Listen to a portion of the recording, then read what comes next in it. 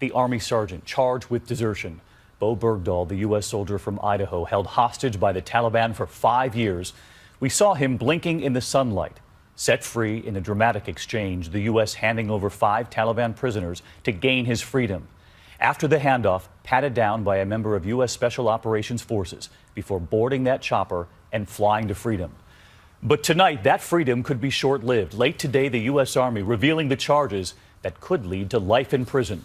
ABC's chief global affairs correspondent, Martha Raddatz, leading us off.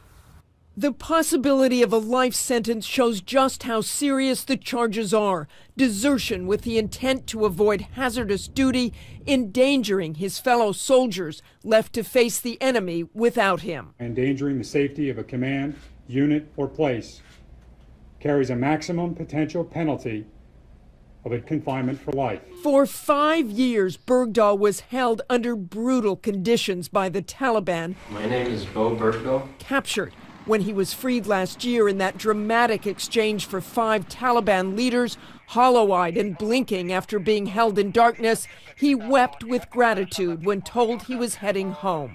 And back in the U.S., Bergdhal's parents invited to the White House. He wasn't forgotten by his community in Idaho or the military, which rallied to support the Bergdhals through thick and thin. But the celebrating was short-lived. Bergdhal did not want to see his parents, and his fellow soldiers began to go public with their disgust.